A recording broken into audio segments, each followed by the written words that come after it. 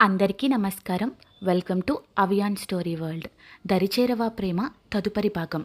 వాళ్ళు వచ్చిన కారులోనే వెనక్కి బయలుదేరారు వీళ్ళు. లోపలికి వెళ్లకుండా అక్కడ జరిగేది చూడగానే ఫుల్ కోపంతో ముందుకెళ్లారు ముగ్గురు.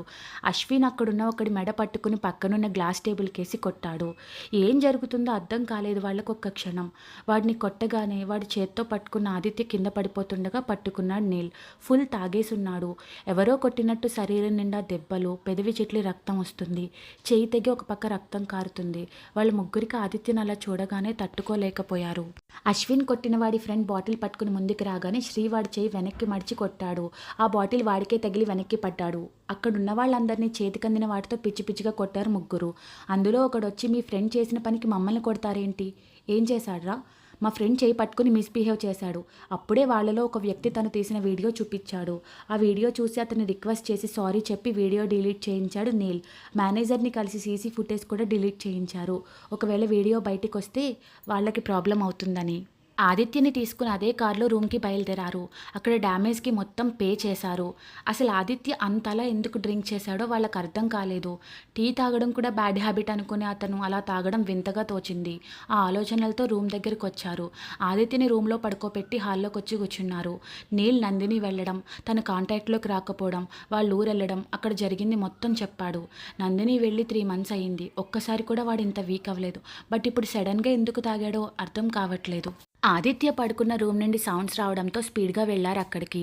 ఏదో కలవరిస్తున్నాడు. అంత మత్తులో కూడా అతని కళ్ళలో నుండి నీళ్ళు వస్తున్నాయి. అది గమనించిన వాళ్ళకి మనసంతా బాధగా అయిపోయింది. నందిని ఎక్కడ ఉందో వెతకాలనుకుని కదిలిన ఆదిత్యని సరిగ్గా పడుకోబెట్టి వస్తుండగా బెడ్ కింద చెల్లా చెదురుగా పడున్న ఫొటోస్ అండ్ కవర్పై పడింది నీల్ చూపు. వెంటనే తీసుకుని బయటికి వచ్చి చూశాడు. అది విక్రమాదిత్య నేమ్పై ఉన్న రిజిస్టర్ పోస్ట్. ఫొటోస్ చూసిన నీల్కి పెద్ద షాక్ తగిలింది. ఇంకా అందులో ఫొటోస్తో పాటు లెటర్ తీసి చదివాడు అశ్విన్. Senior, I'm sorry. మా ఇంట్లో వాళ్ళు బలవంతం మీద మా రిలేటివ్స్ అబ్బాయిని పెళ్లి చేసుకోవాల్సి వచ్చింది. సో నా గురించి మర్చిపో. నేను న్యూ లైఫ్లో మూవ్ ఆన్ అయ్యాను. నువ్వు డిస్టర్బ్ చేయవని అనుకుంటున్నాను. ఇట్లు మిస్సెస్ నందిని. అది చూసిన అశ్విన్కి పిచ్చి కోపం వచ్చింది నందిని మీద. ఒక్క క్షణం నమ్మాలనిపించకపోయినా ఆ ఫొటోస్ చూసి నమ్మక తప్పలేదు వాళ్ళకి. ఇవి చూసే తాగాడు అని అర్థమైంది అక్కడున్న వాళ్ళకి. అసలు ఏం జరిగిందంటే, మార్నింగ్ నీళ్ళు వెళ్ళిపోయాక కాలేజ్ నుండి కాల్ వస్తుంది ఆదిత్యకి. కాలేజ్ వెళ్ళి కలిసిన తనకు ఒక రిజిస్టర్ పోస్ట్ వచ్చిందని చెప్పడంతో, నేను 2 ఏళ్ల క్రితం మానేసిన కాలేజ్కి ఇప్పుడు నా పేరు మీద లెటర్ రావడం ఏంటి అర్థం కాలే ఆదిత్యకి. అది తీసుకుని ఆ ఆలోచనలతోనే రూమ్కి వచ్చాడు. రూమ్కి వచ్చి చూసిన తనకు అందులో లెటర్, పెళ్లి ఫొటోస్. ఆ లెటర్ చదివి ఫొటోస్ చూసిన ఆదిత్యకి ఒక క్షణం తన ప్రపంచం మొత్తం శూన్యంలా మారిపోయింది. తెలియకుండానే కళ్ళలో నుండి నీళ్ళు వచ్చేస్తున్నాయి. ఎలా నందు, ఇంత త్వరగా నన్ను మర్చిపోయావు? అంత పిచ్చిగా ప్రేమించావు కదా. ఎలామా? ఇదంతా అబద్ధం కదా. నన్ను విడగొట్టాలని చేసిన ప్లాన్. నేను నమ్మను. నందు, వస్తున్నా. నీకు పెళ్ళైనా పిల్లలున్నా నాకు అనవసరం. వస్తున్నా. నిన్ను నాతో తీసుకుని వచ్చేస్తా. నువ్వు కావాలి నాకు. బైక్ కీస్ తీసుకుని ఆ ఫొటోస్ కవర్ విసిరి కొట్టాడు. దాంట్లో నుండి ఆదిత్య ఇచ్చిన రింగ్ కింద పడింది. అది చూడగానే షాక్ అయ్యాడు. అది అతనిచ్చిన రింగే. రింగ్ తీసి చూశాడు ఆదిత్య. దాని లోపల ఏఎన్ అని లెటర్స్ ఉంటాయి. ఎంతో పర్టికులర్గా చూస్తే కానీ కనిపించవు. అది ఎంతో స్పెషల్గా చేయించాడు ఆదిత్య. ఆ విషయం నందినికి కూడా తెలీదు. అంటే నిజంగా నందినినే నన్ను వద్దనుకుందా? ఈ రింగ్ నేనిచ్చిందే. ఏడుస్తూనే ఉన్నాడు అతను. ఏం అర్థం కావట్లేదు తనకి. అలానే బయటికి వెళ్ళిపోయాడు. ఎక్కడికి వెళ్తున్నాడో ఎటు వెళ్తున్నాడో తెలియకుండానే రోడ్ మీద నడుస్తూనే ఉన్నాడు. అప్పుడే అక్కడికి వచ్చింది శ్వేత. ఆది, ఏమైంది? ఎక్కడికి వెళ్తున్నావు? ఆది నాతో రా అని అక్కడికి దగ్గరలో ఉన్న పబ్కి లాక్కుని వెళ్ళింది. డ్రింక్స్ ఆర్డర్ చేసి అక్కడ కూర్చున్నాక, ఏమైంది ఆది? నందిని అడ్రస్ దొరకలేదా? ఆదిత్య ఏం మాట్లాడలేదు. ప్లీజ్ ఆది, నువ్వు అలా ఉంటే భయంగా ఉంది. ఏదొకటి మాట్లాడు. నీ వాల్యూ తెలియని అమ్మాయి గురించి ఎందుకు ఆలోచిస్తావు? Aditya, you deserved more. Leave her. Waste candidate తను. క్యారెక్టర్లెస్. ఎప్పుడు చూడు shut up Shweta, leave me alone. పో ఇక్కడి నుండి. ఆదిత్య గట్టిగా అరిచేసరికి ఎప్పుడూ ఆదిత్యను అంత సీరియస్గా చూడని తను భయంతో కామ్గా వెళ్ళిపోయింది బయటికి. అప్పుడే అక్కడికి బ్యారెడ్ డ్రింక్స్ తీసుకుని వచ్చి ఇచ్చాడు. ఆ గ్లాస్ తీసుకుని తాగడం స్టార్ట్ చేశాడు ఆదిత్య. ఒకదాని తర్వాత ఒకటి అలా చాలా అయ్యాయి. అప్పుడే డాన్స్ ఫ్లోర్ మీద ఉన్న అమ్మాయి నందులా కనిపించడంతో అక్కడికి వెళ్ళి తన చేయి పట్టుకుని, నాతో వచ్చే నందు అని గొడవ చేయడం స్టార్ట్ చేశాడు. అప్పుడే ఆ అమ్మాయి ఫ్రెండ్ ఆదిత్యని కొట్టాడు. తాగేసి ఉండడం వల్ల కింద పడిపోయాడు. వెంటనే గ్లాస్ టేబుల్ సపోర్ట్తో పైకి లేచిన వచ్చిన అతనికి ఆల్రెడీ పగిలి ఉన్న గ్లాస్ పీస్ కట్ అవుతుంది. అమ్మాయిని పట్టుకుని గొడవ చేస్తున్న ఆదిత్యని కొంతమంది మొబైల్లో రికార్డ్ చేశారు. అది చూసిన ఆదిత్య జూనియర్ బయటకు వచ్చి నీల్కి కాల్ చేశాడు. అక్కడే ఉన్న కిరణ్మయి మాత్రం ఫుల్ హ్యాపీగా ఆ ఫొటోస్ దీపకి షేర్ చేసింది. దీప, వాళ్ళ ఆదిత్యని కొడుతుంటే హ్యాపీగా ఫీల్ అవుతావేంటి? నాకు ఆదిత్య అంటే పిచ్చి, తెలీదా నీకు? కిరణ్మయి, పిచ్చి దీపు, నేను చెప్పేది విను. ఇది correct time. Nandini Aditya love story మీ వదిన ఇంట్లో చెప్పు. ఈ ఫొటోస్ మీ వదినికి పంపు.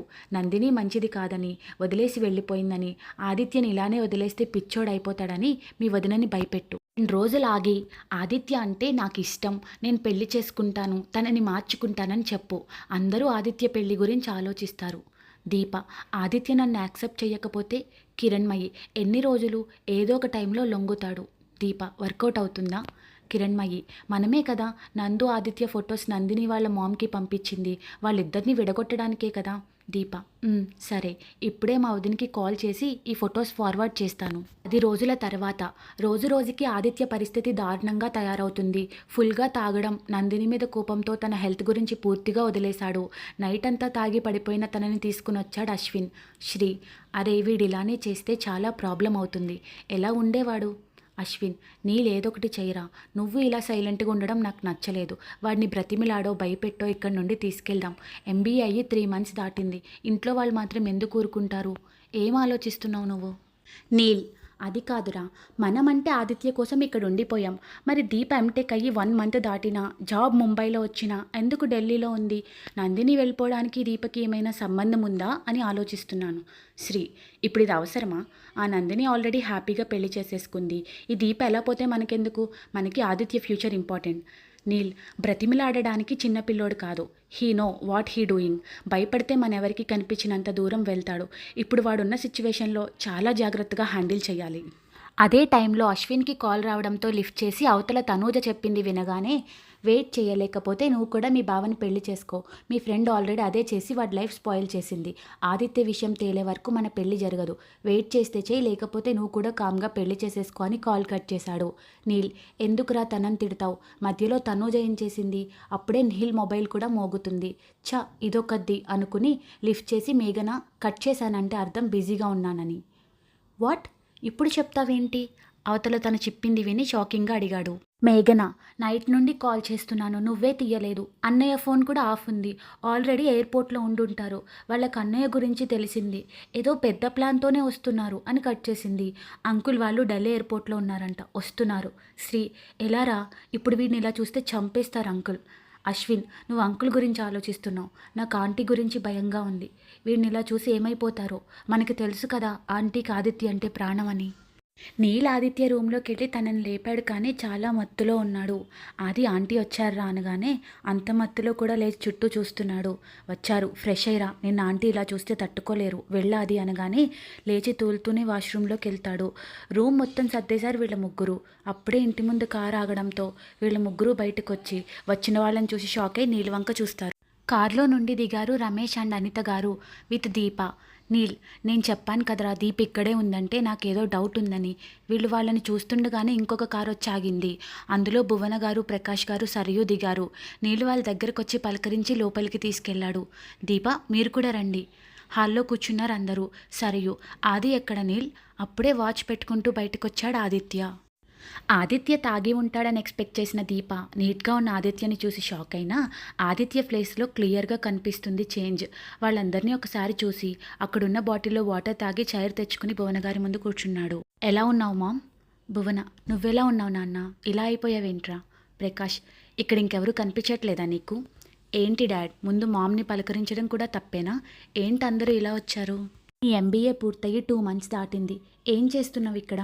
యూకే వెళ్ళమంటే ఇక్కడ చదువుతా అన్నావు. చదువు అవ్వగానే బిజినెస్లో హెల్ప్ చేస్తా, తర్వాత నందిని పెళ్లి చేసుకుంటా అన్నావు. ఏమైంది నీ ప్లాన్? ఎందుకు వచ్చారు డాడ్? అండ్ వీళ్ళని వెంట పెట్టుకుని? నీకు దీపకి రేపు మార్నింగ్ 10కి ఎంగేజ్మెంట్. నాకు ఇష్టం లేదు. నీ ఇష్టం నేను అడగలేదు ఆదిత్య. నా మాట మీద ఏమాత్రం రెస్పెక్ట్ ఉన్నా ఈ ఎంగేజ్మెంట్కి ఒప్పుకో. అశ్విన్, ఏం మాట్లాడుతున్నారు అంకుల్? అలా ఎలా ఒప్పుకుంటాడు?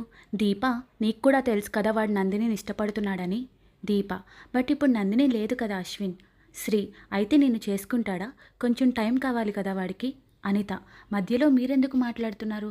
ఇది మా కుటుంబ విషయం, మీకేంటి సంబంధం? బయటికి నడవండి.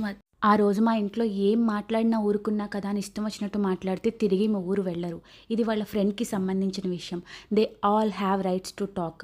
సరియు, అది తప్పు కదా, పెద్దవాళ్ళతో అలానేనా మాట్లాడేది? ఆదిత్య, మరి నా ఫ్రెండ్స్ని అలా అనొచ్చా? జై ఎక్కడా? సరియు, అత్త దగ్గరున్నాడు. ప్రకాష్, ఇప్పుడేమంటావా అది? రేపు గుడిలో ఎంగేజ్మెంట్ వస్తావా రావా? ఏదో ఒకటి చెప్పు.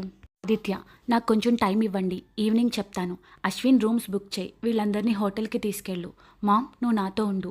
ప్రకాష్, చూడాది, ఎన్ని రోజులు ఒక నమ్మకం నాకు, నా కొడుకు ఏం చేసినా కరెక్ట్గానే చేస్తాడని. నా మాట మీద గౌరవం ఉంటే పెళ్ళి కొప్పుకో.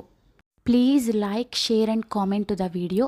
Subscribe to our channel Avian story world. Thanks for watching.